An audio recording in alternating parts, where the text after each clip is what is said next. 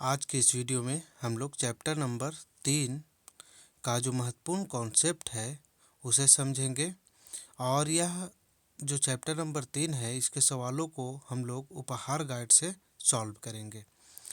तो जिनके पास भी उपहार गाइड नहीं है वो कृपया करके इस गाइड को खरीद लें और फिर इससे अपनी नवोदय विद्यालय प्रवेश परीक्षा की तैयारी शुरू कर दें। और यहाँ से आपकी जानकारी के लिए बता दें कि हमारे चैनल पे नवोदय विद्यालय प्रवेश परीक्षा की पूरी तैयारी फ्री में करवाई जा रही है। इसके लिए आपको कोई भी चार्ज नहीं देना पड़ता है। बस इसके लिए आपको एक काम करना पड़ेगा, हमारे चैनल को सब्सक्राइब करना होगा, वीडियो को लाइक करना होगा और वीडियो को शेयर करना होगा। तो आइए चलते हैं भिन्न की तरफ। भिन्न किसे कहते हैं? तो जब किसी संख्या को एक संख्या को दूसरी संख्या से भाग दे देते हैं तो उसे भिन्न कहा जाता है। जब किसी संख्या को हम लोग क्या करते हैं, या जब किसी संख्या को हम लोग दूसरी संख्या से भाग दे देते हैं, जब किसी संख्या को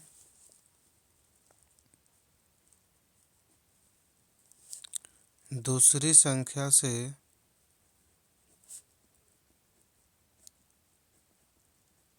भाग दिया जाता है तो उसे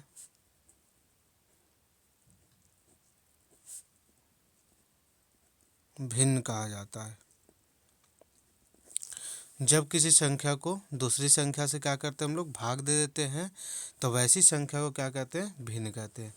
जैसे एग्जाम्पल के रूप में आइए हम लोग देख लेते हैं।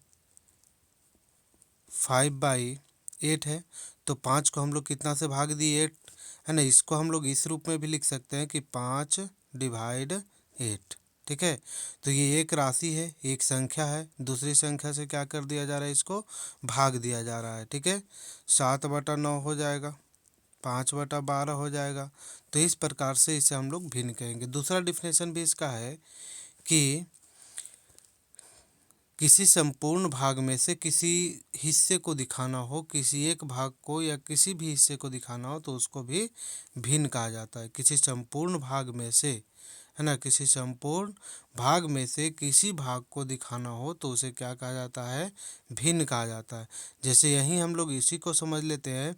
जैसे ये क्या है, 5 है तो 5 को 8 से भाग दिया गया, मतलब 5 को 8 बराबर हिस्सों में बांट दिया गया।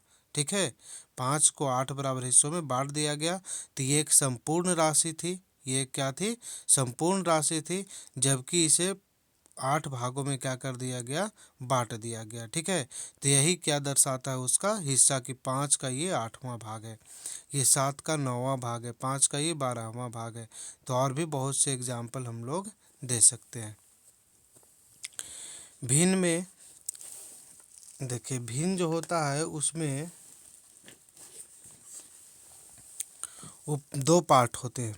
ठीक है, भिन्न में कितने पार्ट होते हैं, 2 पार्ट होते हैं। ऊपर वाले पार्ट को हम लोग बोलते हैं अंश और नीचे वाले पार्ट को बोलते हैं हर। अगर कोई पूछे कि 5/9 में, ठीक है, 5/9 में अंश कौन है, तो 5/9 में अंश कौन हो जाएगा, 5। और 5/9 में अगर हर की बात करें तो हर नीचे वाला हो जाएगा 9। ऊपर वाला भाग अंश कहलाता है, नीचे वाला भाग क्या कहलाता है, हर कहलाता है। ठीक है, आइए अब हम लोग चलते हैं भिन्नों के प्रकार।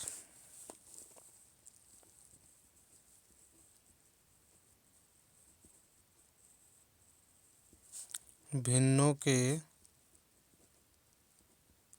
प्रकार। देखिए, भिन्नों का प्रकार जो है वो जनरली भिन्न जो है ना 4 प्रकार के होते हैं। ठीक है, ऐसे मुख्य रूप से हम लोग इसे कह सकते हैं कि भिन्न 3 प्रकार के होते हैं, लेकिन भिन्न ऐसे कितने प्रकार के होते हैं, 4 प्रकार के होते हैं। ठीक है, सबसे पहला जो भिन्न है हमारा समभिन्न। सबसे पहला भिन्न क्या है, समभिन्न।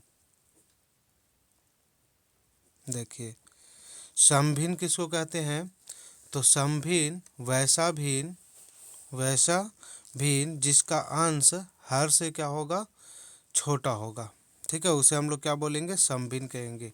वैसा भिन्न जिसका जो है अंश क्या होता है, हर से छोटा होता है। वैसा भिन्न जिसका अंश क्या हो, हर से छोटा हो, तो उसे हम लोग क्या बोलते हैं, समभिन्न।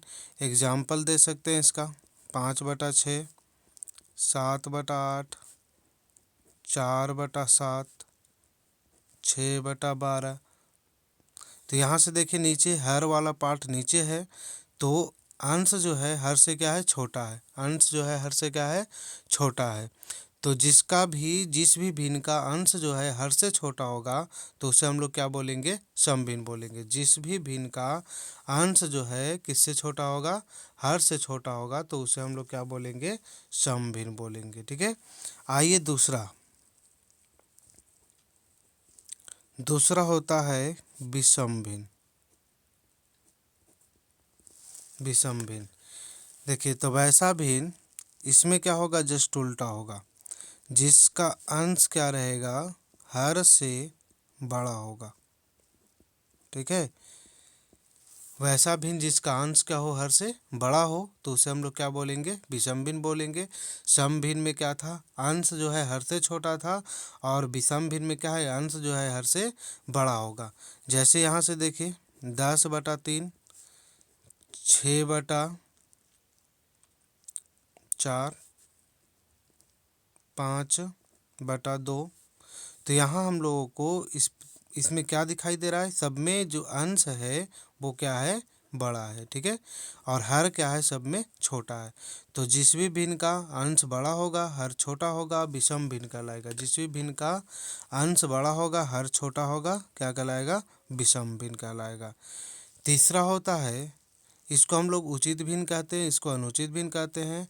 और तीसरा हमारा है मिश्रित भिन्न। ठीक है, इसको हम लोग संयुक्त भिन्न भी कहते हैं। इसको हम लोग क्या बोलते हैं, संयुक्त भिन्न। तो संयुक्त भिन्न में क्या होता है कि एक पूर्ण संख्या होती है। संयुक्त भिन्न में क्या होता है, एक पूर्ण संख्या होती है, और साथ ही पूर्ण संख्या होती है, और उसमें क्या होता है, तो समभिन्न होता है, समभिन्न।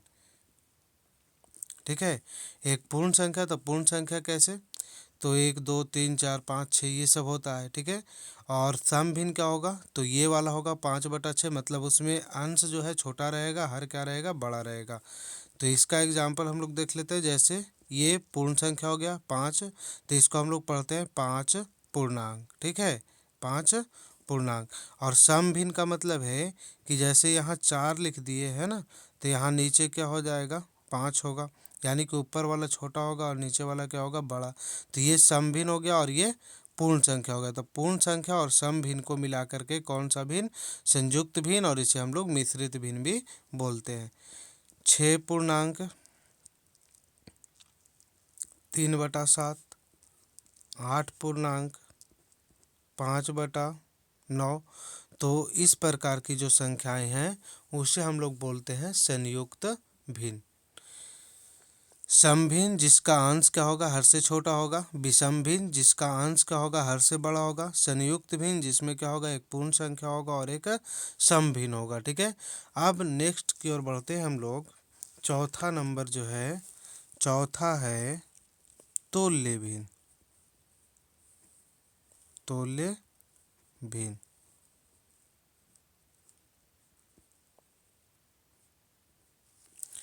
तो जिन भिन्नों का मान आपस में क्या हो, बराबर हो, उसे हम लोग क्या बोलते हैं, तुल्य भिन्न बोलते हैं। जिन भिन्नों का मान आपस में क्या हो, बराबर हो, उसे हम लोग क्या बोलते हैं, तुल्य भिन्न बोलते हैं। ठीक है, जिन भिन्नों का मान क्या होना चाहिए, आपस में बराबर होना चाहिए। भिन्नों का मान आपस में क्या हो, बराबर हो।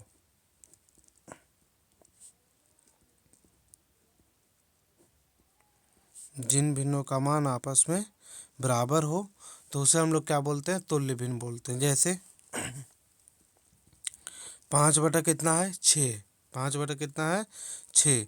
अगर कोई कहेगा 10/12, तो 5/6 का जो वैल्यू है वो 10/12 के बराबर है।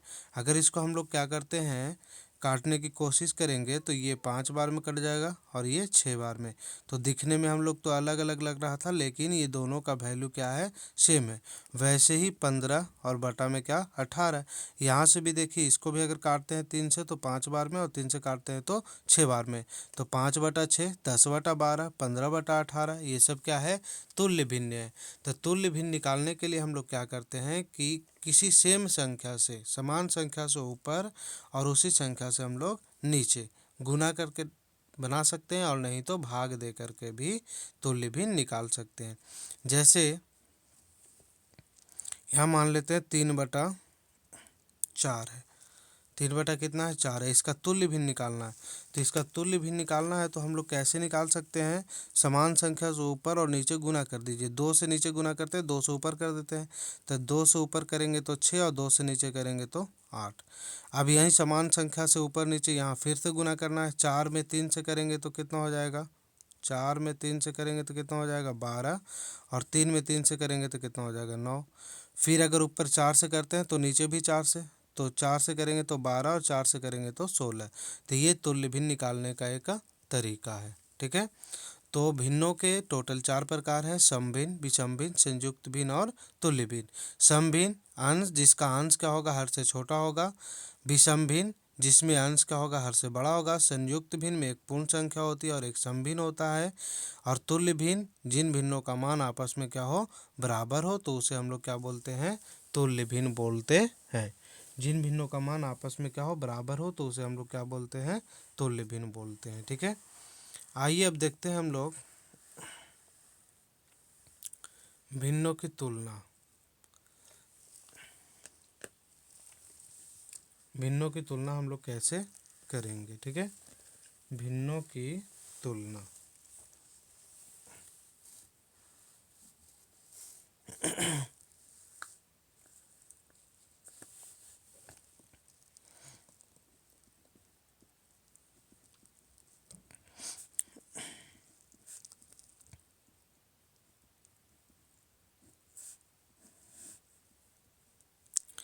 भिन्नों की तुलना का मतलब है कौन सी भिन्न बड़ी है और कौन सी भिन्न छोटी है।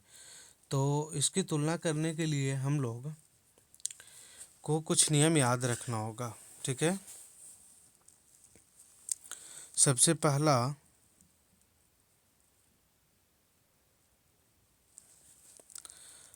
हर अगर बराबर हो, ठीक है, हर क्या हो, बराबर हो, हर बराबर हो तो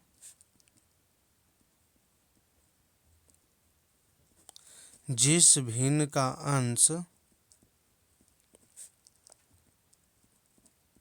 बड़ा होगा वो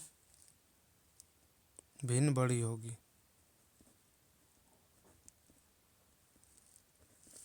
ठीक है। जिस भिन्न का अंश क्या होगा, बड़ा होगा, वह भिन्न क्या होगी, बड़ी होगी, है ना।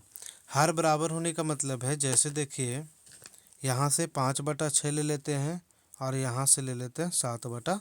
तो ये दोनों का हर क्या दिखाई दे रहा है, बराबर दिखाई दे रहा है।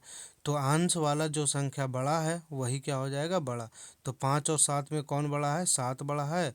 तो यानी कि 7/6 क्या हो जाएगी, बड़ी हो जाएगी, और 5/6 क्या हो जाएगा, छोटा हो जाएगा। ठीक है। आइए चलते दूसरा। अगर अंश बराबर हो, अगर अंश बराबर हो तो जिस भिन्न का हर बड़ा हो वह सबसे छोटी होगी।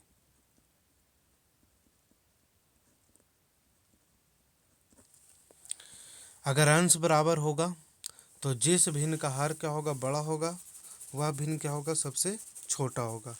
जैसे यहाँ से 5/7 ले लेते हैं और 5/8 ले लेते हैं। ठीक है। कौन सा भिन्न बड़ा है, तो यहाँ से ऊपर में हम लोग को अंश दोनों का बराबर दिखाई दे रहा है। तो जिस भी भिन्न का अंश हम लोगों को बराबर दिखाई दे रहा है, जिस भी भिन्न का अंश हम लोगों को बराबर दिखाई दे रहा है, उसके हर में देखेंगे तो हर में जो सबसे बड़ा होगा, ठीक है, जो सबसे क्या होगा, हर बड़ा होगा, वह संख्या क्या होगी, छोटी होगी।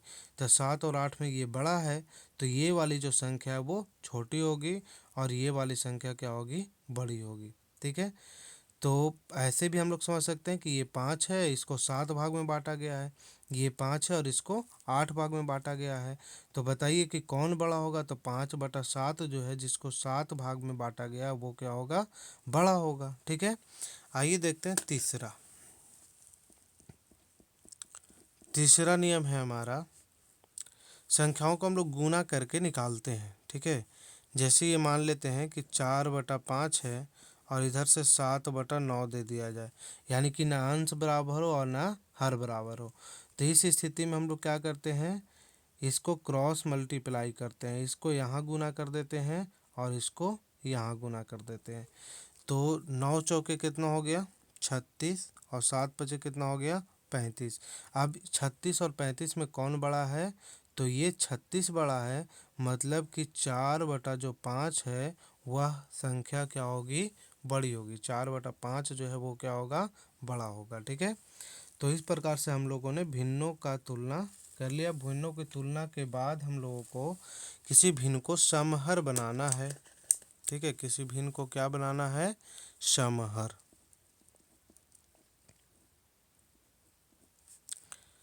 समहर का मतलब होता है हर को समान करना। समहर का मतलब क्या है, हर को समान करना। जैसे मान लेते हैं यहाँ 1/2 है, यहाँ 1/6 है, यहाँ 1/3 है और यहाँ 1/4 है। यहाँ सबके हर को क्या करना है, बराबर करना है। ठीक है, सबके हर को क्या करना है, बराबर करना है। तो सबके हर को बराबर करने के लिए हरों का हम लोग क्या करते हैं, एलसीएम लेते हैं। हरों का क्या लेंगे, एलसीएम। तो 2, 6, 3, 4, 2, 6, 3, 4 का एलसीएम कितना आएगा, 12। तो अब यहाँ से 1/2, 1/6, 1/3 और 1/4। अब हम लोग को इसमें क्या करना है कि जितना एलसीएम आया, हर को उतना ही बनाना है। जैसे एलसीएम 12 आया तो हर में 12 बनाएंगे। तो 12 बनाने के लिए 2 में कितना से गुना करना पड़ेगा, 6 से। और जब 6 से गुना करते हैं तो 6 से ऊपर भी गुना करना पड़ेगा। ये 6 है तो 12 बनाने के लिए 2 से, तो 2 से ऊपर भी गुना करना पड़ेगा। ये 3 है तो 12 बनाने के लिए 4 से, और 4 से ऊपर भी गुना करेंगे। 4 है तो 12 बनाने के लिए 3 से गुना करेंगे, तो 3 से ऊपर भी गुना हम लोग करेंगे। अब इसको लिख लेंगे, 6 हो गया, 6 बटा कितना हो जाएगा, 12। ये 2 बटा कितना हो जाएगा, 12। यहाँ से 4 बटा कितना हो जाएगा, 12। ऊपर ऊपर गुना कर रहे हैं, 3 बटा कितना हो जाएगा, 12। तो देखिए सबका हर बराबर हो गया, है ना, सबका हर क्या हो गया, बराबर हो गया। ठीक है, अब यहीं से हम लोग बढ़ते क्रम और घटते क्रम में भी संख्याओं को लिख सकते हैं। ठीक है, यहाँ से ये जो दिखाई दे रही है संख्याएं, तो इस संख्याओं को अगर बढ़ते क्रम में लिखना होता या फिर घटते क्रम में लिखना होता तो किस प्रकार से हम लोग लिख सकते थे। तो बढ़ते क्रम और घटते क्रम में लिखने के लिए भिन्नों को सबसे पहले समहर बनाना पड़ता है। तो समहर बना दिए। अब इसको हम लोग क्या करते हैं, बढ़ते क्रम में लिख देते हैं। ठीक है, या आरोही क्रम में लिख देते हैं। बढ़ते क्रम में लिखने के लिए सबसे पहले हम लोगों को क्या करना है कि छोटी संख्या, बढ़ते क्रम में छोटी संख्या से बड़ी संख्या की तरफ लिखेंगे।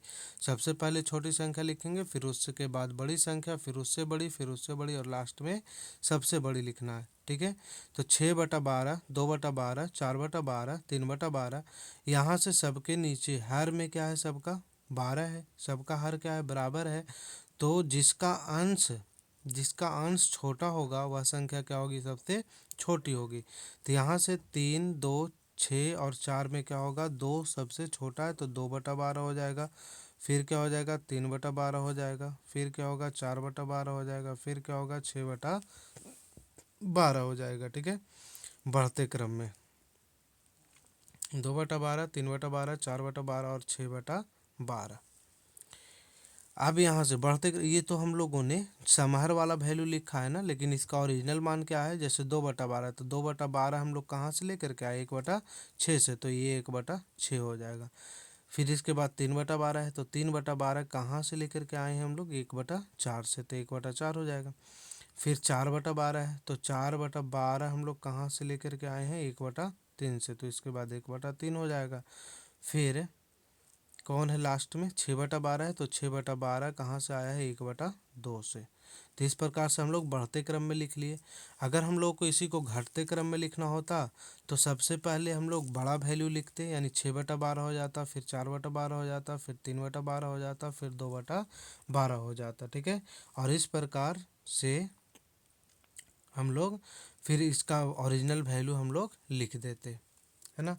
तो आज हम लोगों ने भिन्न और उसके महत्वपूर्ण कॉन्सेप्ट को समझा है। बाकी इसमें हम लोगों को